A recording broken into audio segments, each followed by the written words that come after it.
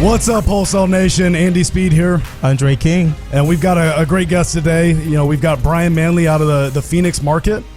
He's got a great story to tell. We've known Brian for a couple of years now. We met through a mastermind through the boardroom. Right. Got to spend some time together, quite a bit actually, before we went to Punta Cana. And then we actually had a late night there, and really got to know each other. So man, it was an awesome time. Great to have you. Look forward to hearing what you have to say. Yeah, and to add to it, the first thing I noticed about Brian is like we shop in the same places or something. It's like I don't know how many of the same shirts, the same shoes, the same pants. I was like, this guy he's either watching me, I'm watching him, but we seem to always be dressed in the same. Man, y'all showed up one day in the mastermind with the same pants, the same shirt.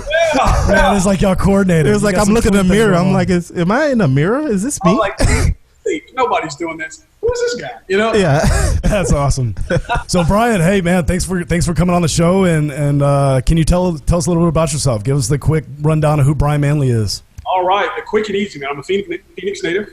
Been here most of my life. Traveled pretty extensively though, and been in this business now. Well, prior to getting in this business, I had a sales background. Mm-hmm. So I was in pharmaceutical industry for about a decade. Did pretty well there. Moved and became one of those business analyst guys that ran the western region of the U.S. Doing data analytics.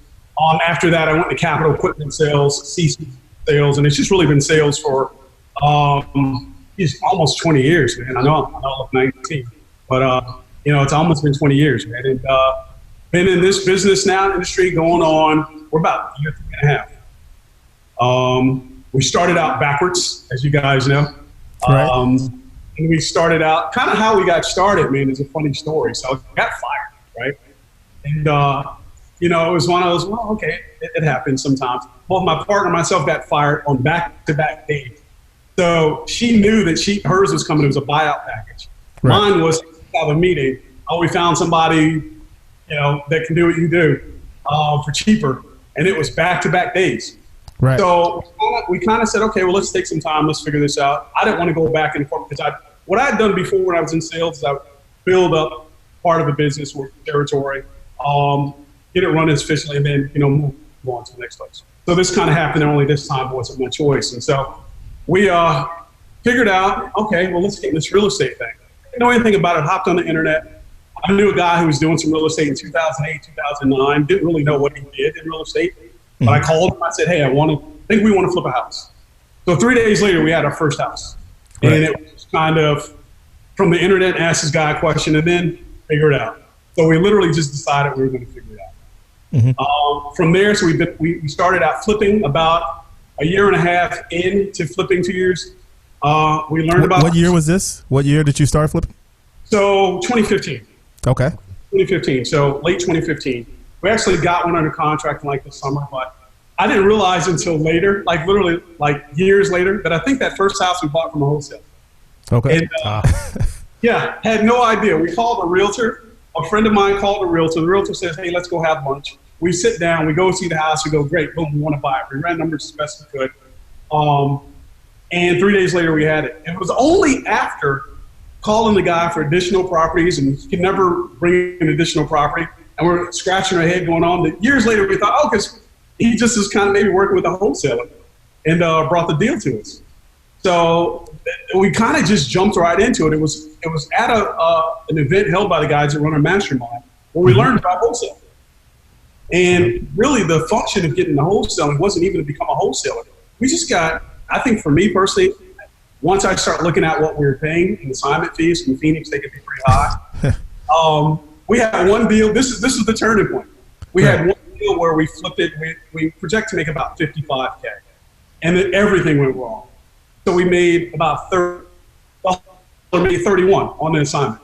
And at that point, well, we could just spend that money and figure out, even if we're not good at it, we could take a couple of months and figure this out because we're spending that anyway. So that was kind of how the whole thing was born. But really, we just wanted to start finding deals for ourselves, flipping. And then a light bulb went off and we saw the light that you guys saw on this audio. We're probably doing a lot more of this than the other stuff. Right. Yeah, absolutely. So it's interesting that there's a common denominator amongst all of the successful entrepreneurs that we interview, and it's taking action. So you didn't know what you were doing. And you just took action. You just said, hey, we're going to do this. You made the decision and you got started. So a little bit on your background, you came from sales, and I know it was the pharmaceutical sales, and you moved up and around in the sales industry. So how did that translate to helping you get started in your business? Does it translate? Oh, absolutely. Absolutely. It's I think one of the things that kind of came out of it was really just kind of supreme confidence to go out and make something work. I'd had a pretty successful sales background. And so even with that, I'd always been one of those guys to say, hey, I think we can just figure it out. Right. So I knew it cost. So I already had the mindset to figure things out cost. So I wasn't really risk averse. A couple of times that bit us. I'll tell you stories about that where, things almost blew up and fell apart. Sometimes I'm too, I go out there, but it was just taking action. It was literally made a decision one night, 3 days later, I had a house under contract. It was that fast with no idea. And the first house that we flipped on our first project, we bought it for $405,000. So we jumped in on the deep end right away. Right. Man, let's jump it off. Yeah. Wouldn't do that now, but we didn't know any better. Right. Yeah, absolutely. So you spent 2 years flipping, and then you went wholesaling heavy, and you still flip on the side for your passion. Is that an accurate statement? It's pretty close. So I think the main thing, so flipping, about 2.5 years of that. And then the wholesaling, really, we kind of backed into it. So we went to an event in LA. It was, I think it was not LA, in San Diego. I think it was a Scale and Escape. Right. And that's where I saw it. The same place, Scale and Escape in 2017 is what got me going on this thing. Yeah.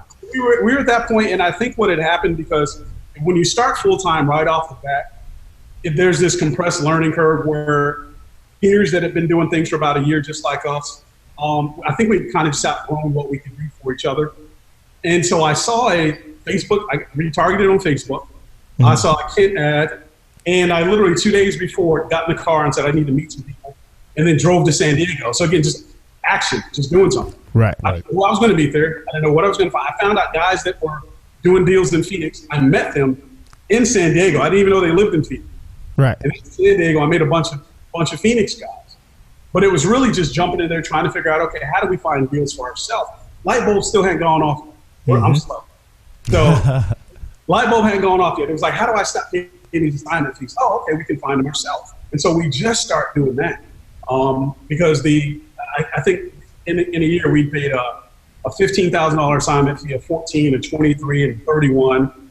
We start doing the math on, well, if I just put, $10K a month at trying to figure this other thing out, how many deals could I get out of that? And that was really the thinking behind it is spin it in anyway, but only get one deal at a time.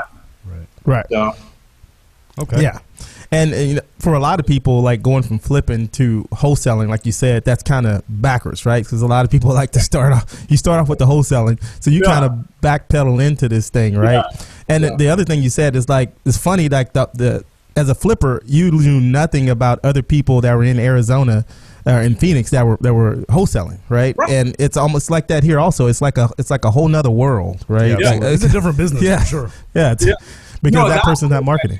Yeah, guy told us that when I said, hey, I think we should do this. He said, it's an entirely different business. Right. And I didn't know what he meant. I didn't know what he meant. But they are. So basically, we operate like two businesses under one umbrella, but they're completely separate businesses, completely separate skill sets. And it's a lot of work that, if you don't go in at first knowing that. I was lucky to talk to guys who kind of gave me the heads up that, hey, but it's not, it doesn't just happen. But again, just start. I think that's the main thing that you have to do is just figure out what's the start and what's your budget, what can you do. But yeah, we had no idea that there was this whole other world, man. Right. And so how was that transition? Because we look at when you joined into the mastermind, right? So you and Rita were heavy into flipping, right? And you guys do great flips, by the way. And by the way, that one's for sale right behind you there. So if anybody want to go and buy it. If you're watching on YouTube, the background, the flips that these guys do, the first thing I noticed about y'all is Rita and Brian both have very strong personalities. And I'm looking at their logo. I'm like, man, that's the coolest logo that I have ever seen in real estate. Yeah. And they're two great people. I guess Rita won't hang out with you and I together anymore. But she's nixed that. She's like, I can't handle two Brians. Right. Exactly. The funny thing is, so we're so much alike, and I tell you all the time, it's my best friend of however many years. He looks like him, his mannerisms are like him, but he dresses like him. So it's the weirdest mistake. Right. And yeah, you're right with two strong personalities. I'll tell you this, man, kind of a sidebar, that joining the boardroom, I think, saved our business and us able to work together. Right. Because two strong personalities, and mine being in sales and business development, hers been data analytics. You know, you had two people kind of being lead dog with different skill sets. And I was, you know, we needed a third party to say, hey, look, coming from me saying, hey, look, I should really be the sales side of things. It's coming from me. When it came from peers going, well, you're kind of the visionary one, you should be doing this, there was a light bulb that I wasn't able to make go off. And so that was kind of a sidebar if people were ever hesitant about paying for education, paying to be part of guys that are better than you, because that was my mindset. I just want to go sit with people that are better than us. Right. And that light bulb, that changed everything. That changed everything. We used to joke that every flip there was a fight and then we had a pretty kid. You know, it was this pretty flip, and that was like every single one where it was just, okay, we're fighting over this. And my thing was like systematized, McDonald's. That was hers was, I want to make it pretty. Yeah, we can meet in the middle on that. So I went all off in the course. There's probably a question in there, and I just ran off and started running out.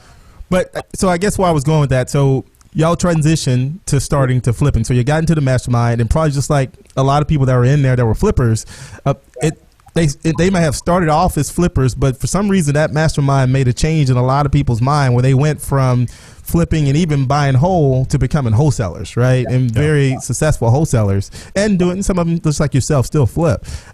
So I know you made that shift. So what changed in your business? What did you have to change in your business to start wholesaling, even though you had never done it before? So the first thing we did, we just started small. Like immediately we got back, let's start a mailing campaign. You know, and when I say small, I think our first mailing campaign was 450 letters. Okay. You know, that was small. Yeah. We thought, okay, let's do this. 450. Clearly, they'll be. And a deal came out of it. Okay. And nice. We said, okay, yeah, a deal came out of it. And you're not in a competitive market, I assume, right? Not at all. Nobody lives.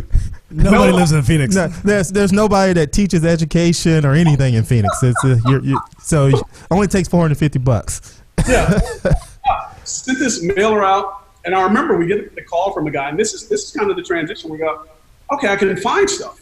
So we're sitting down having a meeting, and a guy said, yeah, I have a meeting at 1:30 with somebody else. And he goes, yeah, so ours is at 1:30. I said, we got to go now. I know that area. So hop in the car, drive over. There's another investor there. We decide we're going to split up. I'm going to go with the husband. You go with the wife. We're going to crowd out this other guy. We don't know what we're doing yet. But we're like, talk to both of them if we get them in separate rooms. The guy really liked her. We get the deal under contract we bought it actually. So it was kind of so we bought it. They ended up being a flip, but we bought it for 150, sold it in the 4s. And then that was the light bulb. Well, let's do this again. Let's send out more mail. We didn't get anything. We sent out more mail. Let's just send out more. We didn't get anything. And then at that point, we started looking at different strategies. Okay, listening, guys, like you were sending out much more mail. Guys are doing pay-per-click. So what we start doing is we got a website, and then we start doing some SEO and some pay-per-click. And that's kind of what's carried us forward, is it was let's people find us, because I have no idea where to find these people. And let people find us. And that's really the birth of wholesaling is, okay, we found a deal for ourselves. Then we start getting stuff in that we don't really want to flip. We said, well, maybe somebody else wants it. It didn't really start to be a business for us until about a year ago.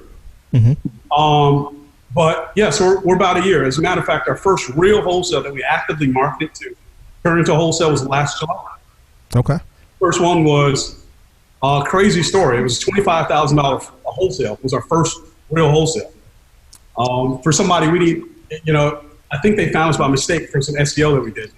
Right. And a lady calls and she says, hey, you're with the franchise. Right. And I'm trying to do the right thing. Oh, no, you haven't called. She goes, yeah, you were in my living room. She was insisting.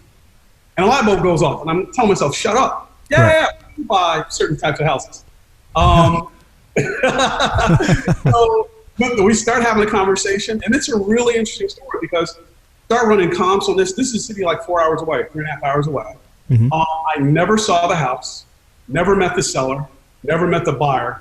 And we flipped it for $25K, and that was the birth of the virtual model thing. Okay. Totally by accident. Totally by accident. So we'll talk about both of those, right? Because I know you've been buying virtually also, and I think flipping virtually as well, right? Yeah. Yeah. So sold house lots in one of our markets. Right. So we'll definitely talk about that. And so going back to the marketing. So it looks like you started with direct mail, right? You kept going with that, wasn't getting traction because probably the amount that you were sending. But then sounds like you really honed in on SEO and PPC.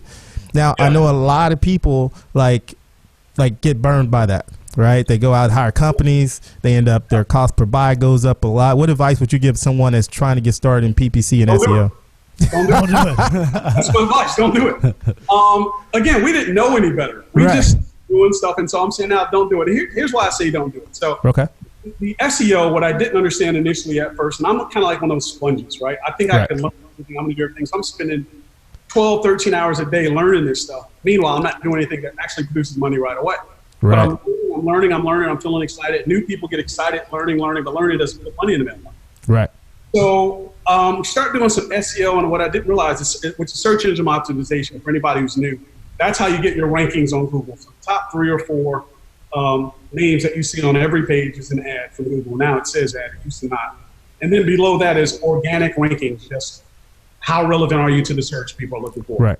SEO, that's slow. That takes months in a competitive market to see any return on it. Pay per click is fast, but it costs a lot. So you can have clicks in Phoenix that cost you $70, $80, $90 a click. And that's not a lead. That's just money. Click. Just out your bank account. Out your bank account. So I'm a new guy. What I did is I had some nights when we were going out, we were putting out bandit signs, and we kind of missed the boat on them. Before doing that here 3 or 4 years ago, I didn't know. I'm like, bigger pockets said bandit signs. The other guys in the room said bandit signs. So we're putting them out. And what I was doing is I would be out sometimes till 2, 3 in the morning, putting up signs, and then I would get in my car and I would do driving for dollars till like 7 or 8 in the morning. So it was literally overnight doing this thing, long days. But driving for dollars is where that first deal with the postcard came. So the advice that I would give a new person in terms of how you start with a limited budget is you've got something that a lot of busy investors have, and you just don't have time. Right. But when you can drive a neighborhood, the other really cool thing about driving for dollars, it's not on the same list that 25 other people just pulled. Right. So the idea was okay, well, if it's in a neighborhood, nobody knows about it. They're not behind, but all the signs in the world is that something's going on wrong there. It's not been on any city list. It's not on the foreclosure list. It's not on the list that a lot of people are pulling. And so because we didn't have the budget, because with flipping, you can have a lot of money but no money. Right. And then you have a little bit of money. And then you have a whole lot of money and you feel like, you live in Taj Mahal, everything's great. And then you have that boom and bust. So we didn't have a huge budget. So driving the neighborhoods and finding stuff, that's how we found that very first one that we see the mail on. Right. And I think we probably only got it because maybe there are only a couple of people who knew about it. Right. That comes from playing in the middle. And we're seeing that also for a lot of new wholesalers that are getting started, and maybe we're helping them with the process or something like that. But we're seeing them getting deals from, just like you said, it's the old school, just driving for dollars. It's not on the list. The person probably isn't getting called a lot, right? And because of that, they've been great deals. Like these deals have been like $20,000 to $30,000 assignment fees, just driving for dollars. The last one that was 46. Yeah, that we just bought. Yeah, 46,000. So guys, I think we've done a little virtual fist bump. It's not ours. It's just somebody that we helped with it. Yeah. I'm incredibly excited for them, and these guys are just masters of combing through neighborhoods and talking to people, getting to know them, and just digging through, finding somebody, then finding their inner circle and talking to them. Man, they're phenomenal. I think that's where it's at, man. I think that's where it's talking to people too and not being shy about it. I think when you're new, one of the kind of hard things to do for somebody that's new, like you don't have any presence. Like you'll buy websites and they go credibility, but when you're brand new, you haven't done a deal. I think that leads to people know you're new and you haven't done a deal. Like a lot of things, my new acquisition guy, I told him, nope, when you call an experienced guy, don't try to fake it. You absolutely will get crushed. He calls him that guy, I got crushed. You can't fake it. Like guys that know what they're doing, you can't pretend like you're established.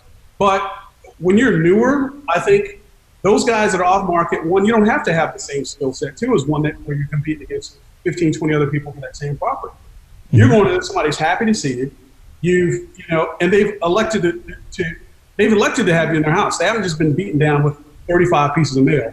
Like they're going to bring you into the house, and that's one of the things I think of newer guys.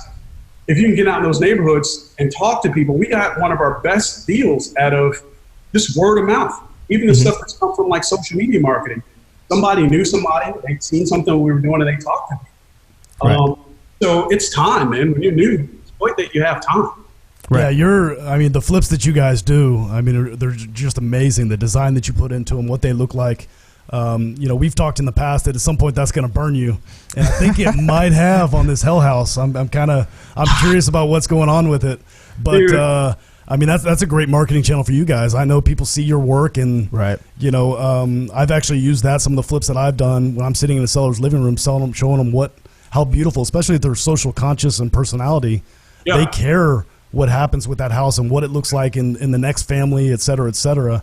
Especially if there's a history or they were raised there, their family was, it's definitely something that you guys have leveraged.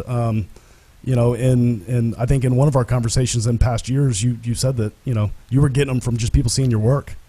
Yeah, I can say we've made just from people seeing our work in the past, 12, 13 months, just from people seeing our work, probably about $130,000.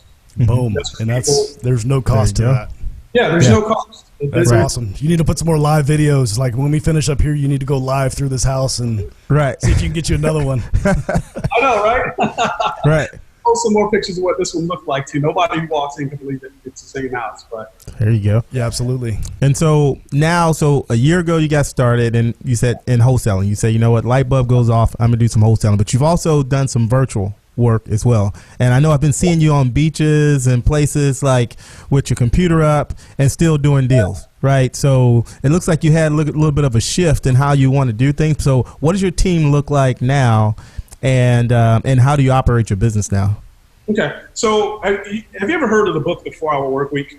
Yes. All right, so I read that book. Yeah, Tim Ferriss, and that was kind of always my mindset. Even in sales jobs that I had before, I wanted flexibility, freedom of movement. Right. That always freedom was my number one thing. Right. And so how we're built right now, everything's virtual. So there's 3 people. There are 3 of us that live here in Phoenix. Then we've got our lead manager is remote, lives in the Philippines. Lead gen, we had 2 lead gen agents also in the Philippines. Now, we have 1 now. And then Dispo in North Carolina. And so everybody's just disparate. Like we do, everything is virtual. So the last appointment I think was probably almost a year ago. Okay. But everything, this is kind of how we operate. Close mobile phone. And what helps is when you have nice pictures and things like that kind of help leverage that. But that's what we look like now. So there's 6 of us. So we'll probably be adding another 2 butts and seats maybe the next month and a half. That's what we look like. Right.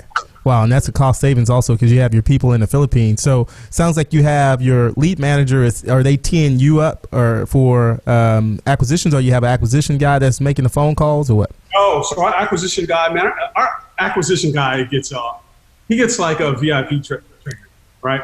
Okay. The way it works, whenever a lead comes from acquisitions tease it up. Literally, we know and this is from my sales background, where I was really, really familiar with using CRMs. So there's notes. I want to know down, do you have a dog? What's the dog's name? So all this stuff comes up. By the time it gets to an acquisition person, they know if the person has an idea what they want to pay or what they want for the property. They got an idea of where they got that number from. They know the situation. Comps have been run. My lead manager knows how to run comps. And so by the time it gets to acquisition, all you're doing is digesting this really quickly. Okay, boom, boom, boom, boom, boom. If something raises an eyebrow, I got to take a second look at those comps. I'll do that. But other than that, you just jump right on. It was built out that way for me because initially I was the only guy doing acquisitions. Right. So I said, when this comes to me, I don't have time to do all this other stuff. Tee it up. And so literally by the time it comes out, you've got all this information and follow-up sequences initiated. It just comes on a silver platter. Okay, go out and hit it. Okay, perfect. And so how did you train your VAs? I know a lot of people are like, hey, I want to put VAs in our business. We have VAs in our business, but the training of the VAs is huge. So how did you train them to be able to do comps and things like that? So I wish there was a shortcut answer that you can give to people and say, send them a module. Right. That doesn't work. I'll tell you the first thing that we did for the first couple of weeks, we didn't let them do anything but customer facing. It was, let's spend time on the phone. Let's spend time on conference videos like this. Let's screen share. Let's walk you through what we're doing. Let's philosophically let you understand why we're doing what we're doing. Right. Let's understand some of the challenges that if you don't do this, that these out things can happen. So it's to really get investment. The first thing was they had to come in culture. Culture. So we trained them on videos like this, Google Meetups. That's how we do all of our meeting. Google Hangouts. And then we bought some coaching. So things that were prepackaged, because I even put our virtual people through John Martinez training. Right. Everybody has been touched. Even if you're not selling, there's some aspects and components of that you can use in your role. And so everything was just, it was committing to probably 4 to 6 hours a week of this, having conversation, talking, getting to know each other, and sharing and talking and coaching, correcting, coming back. But it was time intensive. Right. And but it's worth it. It's worth it. We have such a dope culture, man. It's worth it. Right. You know? And that's huge. So, for a lot of people that are of course getting VAs, a lot of people just they hire them and think the work is going to get done. Yeah. Right. And they're like, well, the VAs aren't working. No, because you didn't train them, you didn't put time into them, and that's huge that you did. John Martinez, that's something that we just implemented also. And it's funny that our top cold caller, he's gone through the John Martinez, and like on today's call, he's helping train the other ones, right? So we're going to make sure we get them all through it, right? Yeah. And then, like you said, that helps with culture. That helps bring them in, and they feel like they're working for something bigger. Then, of course, they will perform for you, right? Yeah, and the other thing with that, too, is, my thing was recognizing limitations, too, right? Because I had been in sales for so long that I knew I'd probably be a terrible teacher to somebody's new. Right. I would just overlook things that I took for granted that a person should know. And so, well, let's invest in this. No, because I just knew the first couple of instances where, I had a head scratcher. Why didn't a person do this? And I go, because they're not you. Right. They're new to the industry. They don't know any of this stuff. So it was, I sent them books on wholesaling. Like, it was literally like, understand what we're doing, not just have a role. And then you have a more expanded role. You don't just have this one role. They have some ownership. So like, even built into every week, there's downtime to where, it's kind of something we bought from Google. We have an hour and a half to 2 hours, a couple of days a week, where you just brainstorm. You think about ways to improve efficiency. Because if you're just going, one thing I know is it can get to break up your day, have some ownership, think of some things that you can do, that you can add value to the process that we're doing. And then they create their own SOP. So if anybody has to come after them, standard operating procedures, anybody comes after them, you can just plug somebody in there. So we're kind of trying to be like the NBA team that has like 5 guys that can guard 5 positions and everybody can do a little bit of everything. So it's kind of the idea there. But this Google training, man, was how we did everything. It was share and video, and let's be on the phone a couple of hours a day and talk. Okay. All right, awesome. Perfect. And I think so. To summarize that, you train them up front, which is where some people go wrong. Right. But then you kept on them. It's not out of sight, out of mind. So where I went wrong with my VAs was I trained them. I spent an incredible amount of time on the front end, and we're guilty of this too. Yeah. And then, it's out of sight, out of mind. It's, I'm busy doing other stuff. I'm trying to grow in this area. That's not a pressing concern.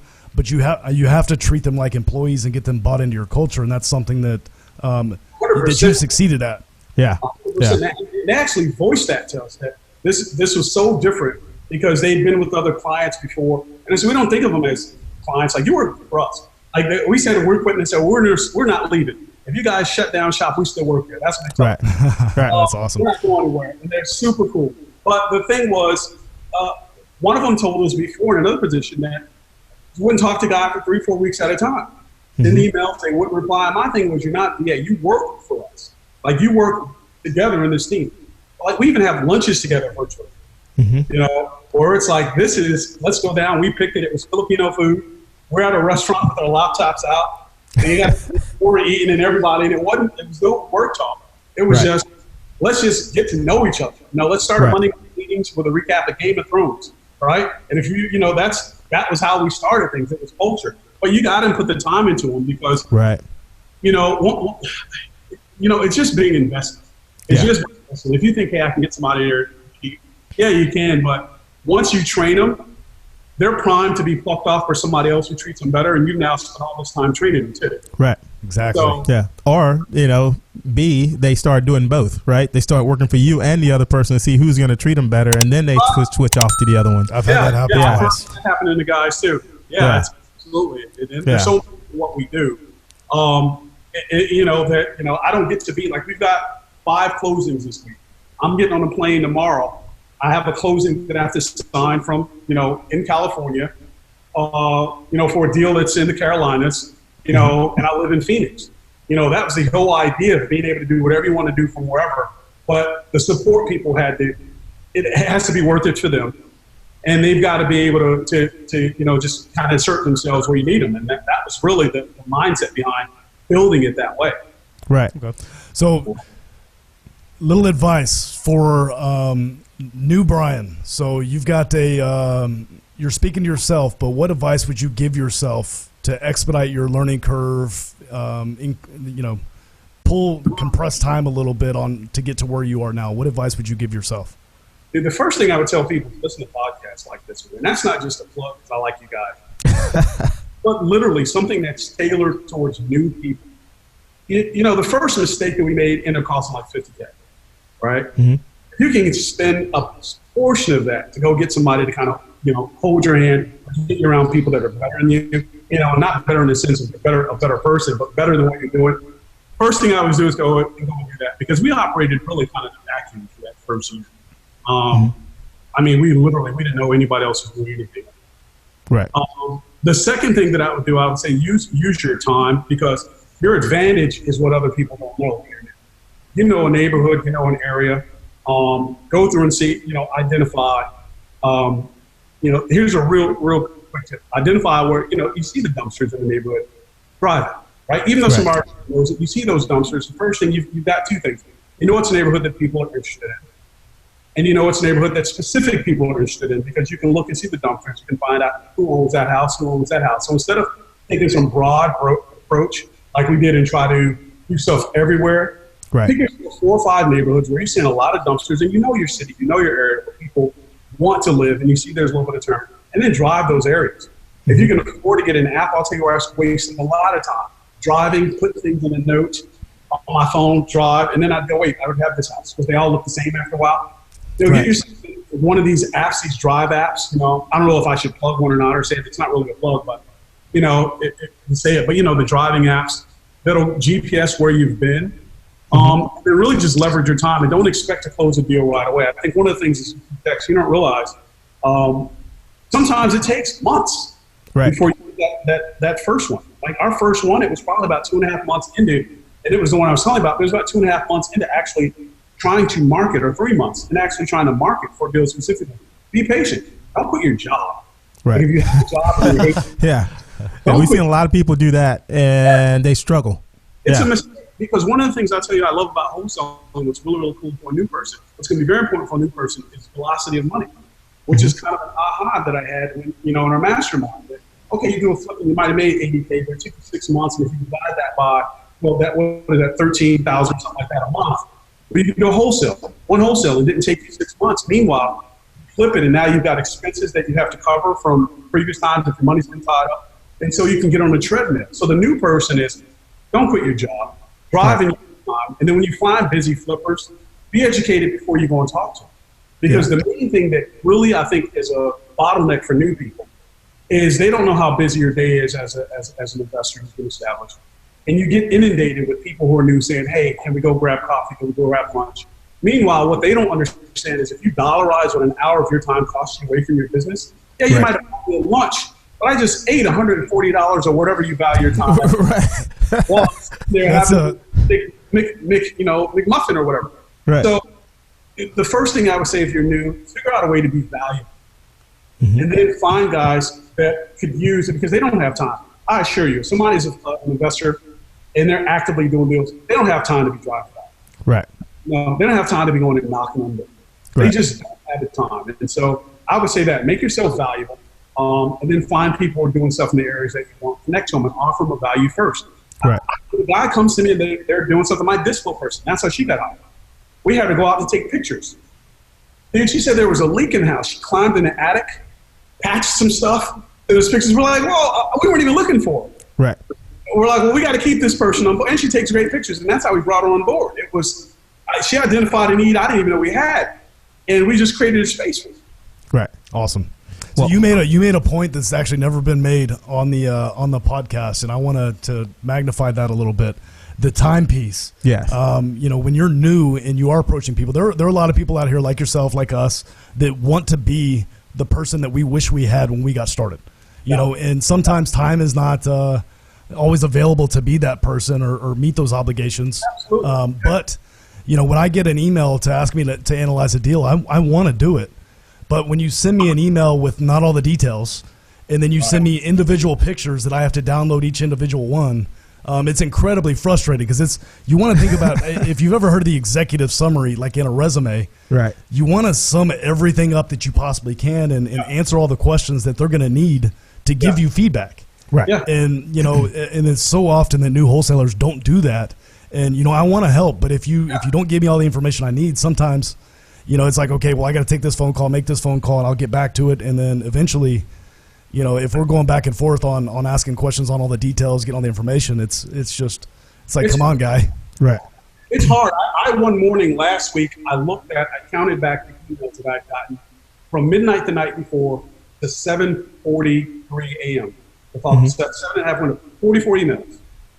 Wow. And yeah, that's why I tell people that know me. I'm like, dude, text me. You send me. Oh yeah. No, I've seen your rants on social media about the disposition side. Yeah. You know, when they're asking all these questions, you're like, man, read the email. Right. Yeah, we've accounted for that. We've covered that. Just don't text me. And you know, the other thing too, man, is because you make a good point about the time. I'll summarize and say, make it easy for me to help you. Mm-hmm. Like, don't make it be more work for me to help you than what it's worth for me. Because if you say, hey, look, can you help me with it? It doesn't take a whole lot of time sometimes to help somebody. But like you said, I didn't even think about that. Sometimes sellers will send us stuff, and there's 37 pictures, and each one is an email. You know? That kills me.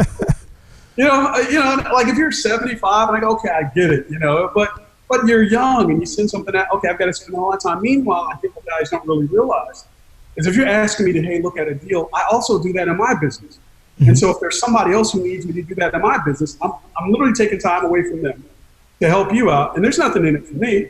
I'm doing it because I want to help you. So make it easy for me to do. I don't mind doing it, but make it easy for me to help you. If I've got to literally sit down and go, get myself ready to dig in and help, that's hard. It's hard to do. Right. And the other thing for a new guy, it's you want to know who you're talking to. Like, you know, we've paid for like to have, you know, Kent's cell phone, Sean's cell phone, Justin's. I'm not calling them, asking them, you know, first grade level questions. Right. You know, if I'm a new wholesaler and I've got Brian Manley's ear, I'm not asking him what color ink, what color, you know, what, just like you said, just what postcard. It's like, know your audience. You know, ask a question that's relevant to the experience. We started on Google. Remember, we Googled. So I tell guys, I hope I can say this, but guys send me questions like that. I send back GTX, man, Google that shit. Like, you can figure that out. Dude, that's my answer, GTX. Like, if it's experiential and like, okay, well, when I get to this point, and it's an advice question, then you got my ear all day, right? Yeah, absolutely. But you go on Bigger Pockets, you come on this podcast, you can go on, there's a myriad of educational options right now. Yeah, the Wholesale Nation Facebook page is a great place to go ask those questions. There's people there that are your peers that can answer those questions. Dude, I see guys answer like everything. Like I look at the question and I go, you're better than me. I admire it. Because you answer everything. The guy comes and answers, you understand that. Guys are from a space and they don't know what they don't know. Right, absolutely. But what they can do is invest. They can get in a group like yours, and you can search it. Has my question already been asked? Probably has. You know, and if not, then you get somebody who demonstrably is successful in doing the business, and you get their ear if you've done your work. You know, if you do A, I'll do B. But asking them is the first step for you, and do your homework, and then come up with an answer. I think that's why a lot of new guys think, man, investors are jerks. They don't want to help anybody. It's just, no, you just made it difficult to help you. And I think a lot of times, know it, because until you get to where you're getting 40, 50 emails every morning, you know, I've got 130,000 emails in all of my inboxes. I've got 16. Yeah, he beat you. Yeah, you might have me beat. Yeah. It's like 130 some odd thousand. I remember I kind of did a dance when I hit that number. But it's just hard, man. It's hard to get to folks. And so what you guys are doing, I don't think people understand how much work goes into being available at a given time every single week, doing a meetup every month. You know, it takes a lot of time, and it actually costs you. But because you want to see people not make mistakes you made, I think it's commendable. Right, I appreciate it. And so again, for the new person, right? So you mentioned, and if anyone didn't hear it, rewind back about 15 minutes. He goes through and tells you step by step what you need to do as a new person. But also, there was a couple of new people that heard you say that you do virtual. Right. Yeah. And they probably going to jump on that ship and say, I'm going to go and start buying virtual. What advice would you give a new person, and what challenges have you seen buying virtual? I would say don't do that. Listen, I'm telling you, not a don't, right? Like, that's how we do it. That's how we do it. Keep it honest. I'm going to tell you why we went virtual, man, and this is just putting it out there, man. We weren't big enough to compete with the big dogs in our market, right? So we were doing pay-per-click, and guys who had $30,000, $40,000, $50,000 a month budget for pay-per-click was eating up my little $5,000, $7,000, $8,000 that I had to spend on that. Mm-hmm. I didn't start with that much. I had a couple $100s to start with, and it was because flipping, we were able to kind of mesh the two. We went virtual because we found some other markets that they met a lot of demographic markers that we were looking for. And then the cost to do business there, the cost per deal to acquire, was just a third of what it cost me in Phoenix. Right. So really, I don't want to say we got to run out of town, but my thinking was let's spread out on the ice. You know, so I'm in this market, I'm in this market, I'm in this market. If something goes wrong or pops in one of them, I'm not falling through the ice. I'm spread out. Right. And so going virtual, some of the headaches we run into, we had one just yesterday when we were buying a property. The weirdest thing, the seller calls us and tells us, he gives us the name of somebody who thinks might want to buy it, but he knows we're in the contract. We call that buyer. The buyer tells us he's working on this property for 2 months. And he spent money on attorneys and that the property's occupied. The seller told us it's unoccupied. He told us it's, that's kind of one of those things you run into. When you're virtual, you run into weird things like Hell House, where there's properties are built in a way that you're not used to in your own market. And, I know in and out, I can tell you where things are in a West Coast house. Right. We had gas tanks buried in the ground. I've never seen anything like that. So when you're going into different markets, you're also subject to that. Then you got to figure out how you're selling stuff. And a lot of things you can do the same way that you do in your local markets. Figure out where stuff is bought, and then look at who's bought around it, and then look at who's bought around them. You just kind of be certain about. But what you're going to run into is if you ever decide you need to take something down, how trustworthy is your labor there? Mm-hmm. I recently flew to North Carolina, and we had a wholesale deal there that I wanted to lay eyes on because they had GC estimates that were $30,000 a quarter. Mm-hmm. And we missed the boat. I told the guy who bought it, I said, we missed on this. We were dependent on the data, what we got, garbage in, garbage out. And one guy, I think, GC sometimes give you a low number because they just want the job. We use this data, couldn't verify. So we use a lot of tools now to try to verify, a lot of video tools, a lot of stuff like that. But you just run into being really at the mercy of the people that you have on there if you're going to flip it. Virtual wholesaling, it's really not knowing, okay, there's a neighborhood that literally is 600 yards away from where you're running comps. That one's bad. You don't want that. But you don't know it. You're looking at it on paper. You're looking at it on video, and you're going, okay, this is great. Or you're looking at Google Earth, Google Maps, and think this is great. So I think the main thing is just know. People operate differently. Timelines are different. Laws there are different. North Carolina is one of our markets. About 6 cities there. It's an attorney state. So where in Phoenix, if you want to buy something cash, you go. If you're going to an auction, the way it works in Phoenix is you have to have $10,000 cash or check to hit the door. Then you win the bid. You get 24 hours of fund, or you forfeit your check. Right. So if you're getting hard money out here, a day, 2 days, 3 days. When somebody says they fund fast, that's the culture. When a guy there said, "Hey, we can get this thing quickly," he's talking 2 weeks. Right. And it's like, yeah, I got it knocked out. You go, dude, it's been 2 weeks. I've literally eaten off all of my fingers in my right hand.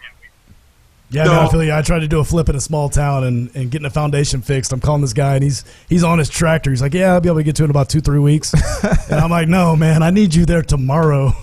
Right. Yeah, you run into That's not how we work in Houston. That's like 60 miles away from Brenham. Yeah. But it's a different world, and absolutely you have to adapt to that because it's just a learning experience, learning your market, and as any wholesaler, you need to learn your market. Mm-hmm. Where people are buying, what they're buying.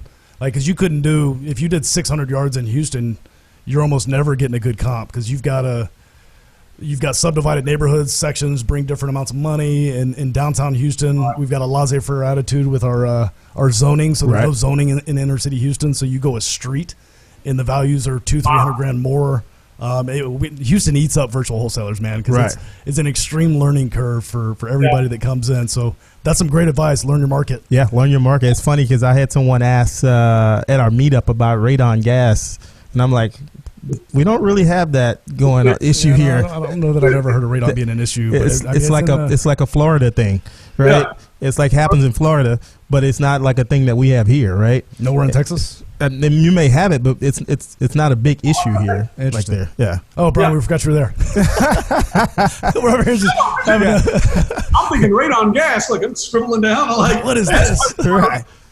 Right. Yeah, it's not something that we have there. So, any last words you want to leave with our listeners? Yeah, man. Listen. So you're going to run into some patches where it feels like outcome is bleak. It's going to get hard. Right. We had days where we thought this is it. We're shutting up shop. Like literally, we had 5 flips going and ran out of money. Mm-hmm. And this shouldn't have been doing that in the first year, but we did it. Pace. You know that when you watch other guys, you just don't know their story. People say this all the time. You don't know their story. You don't know how to keep a job. Surround yourself with people who do what you want to do, even if they don't know you're there. Go on, watch it. One girl, she stalked me on social media. So stalk these guys, not really, but watch it. And then just learn what not to do, because you can get so excited and start comparing yourself to other folks, and you don't know what their funding looked like. You don't know what their professional backgrounds were. So my main thing is if I could summarize it, look at others for inspiration, but not comparison. Right. Comparison is joy. And if you're looking at what other guys are doing and you're saying I should be there right now, it's not your journey. Like it's not your journey. Know why you're doing it and operate from there, and be okay, be happy when you can look at somebody else's success and literally celebrate it and say, and I see what's possible now. Envy will eat you up in this business too. If you're a guy that's comparing yourself, you can't be like that. Just enjoy your journey. Man, I absolutely love that advice. That's probably some of the best advice that we've received on the show, man. That's phenomenal. Because you're in competition with yourself, not anybody else. Right. Shoot your own shot. And we tell every meetup, we actually open with that. That's one of our core values of get better. I even have the audience look at the person next to them and tell them, you're not my competition. And that's the God's honest truth. Yeah. You're in competition with yourself. It's your own journey. It's your own growth. And that's some phenomenal advice. And, man, keep sharing that brutal honesty about the business, man, because we need some more of that out there about the struggles and the ebbs and flows, the cash flow issues, the digging deep. Because I've had cash flow issues, and flipping is a different business. Mm-hmm. Yeah. And when you treat it like it's a wholesale business, it's very different, because you're in the business of moving money, and you plan accordingly and act accordingly, et cetera. Because that check's not coming tomorrow. Right. No, man. I told the guys that you're getting paid. I tell guys, everybody gets paid before us. By the time I get paid, you've already spent the money I gave you 4 months ago. Like, everybody gets paid before you. But the guys sometimes get that, At the end, it might not be what you thought. So, So, man, keep sharing your story. I love seeing it on social media. Love the witty banter. It's awesome. Right. And then look forward to seeing you at the Real Estate Roundup Live. Congratulations on, getting your speaking spot out there. Appreciate it. So, you guys heading out to Cali? What's going on in Cali? The boardroom. No, we won't be out there. No, we're not. Yeah, we won't be there. I'm heading to Dallas as soon as we end. I'm getting out of town. Sweet. Well, guys, thank you very much for having me. I mean, I really appreciate it. I'm glad to be able to share. Hopefully what I gave is valuable to someone. Right. And I just really, I like what you guys have done. I like you guys. I'm coming to Houston. There you go. Looking forward to it, man. So we got it recorded. He's coming to Houston. I'm coming to Houston. I almost went to one of the meetups. I almost popped up one time. Right. I was in Houston. Yeah, you told me you was in Houston that last time. You had a layover. Right. But hey, you know how it is. You know how we do. You got to put a date on it before you made a commitment. Now what's the date? You guys gonna do me like that? No later than what are we in? We're in August. No later than November. You're coming. I can do back end of November, or no, I can do probably middle of November. Okay. All right. We'll hold him to it. Yep. Absolutely. Well, guys, thank you. First of all, I want to thank Brian for taking the time. Just like you said, this, time is money, right? And so really taking the time to be able to give back. Hopefully everyone listen in because he had some strong points especially for the new person that's getting started, to be able to help you not only get your mindset right, but how to get your business started off right. So definitely want to appreciate you for that, and thank you for taking the time. And then for those who have not had a chance to give us a thumbs up or a like on our podcast. Make sure you do that. Right. We try to give back, and, we do all this for free. But if you can just give us a thumbs up or whatever you want to give us to let us know what we're doing right, what we're doing wrong, we definitely appreciate it. And then also you can check this out. This will be out on YouTube at the Wholesale Nation as well. But go there and check us out. You'll see the video of it. OK. But with that said, that is it, guys. Y'all come back now. You hear?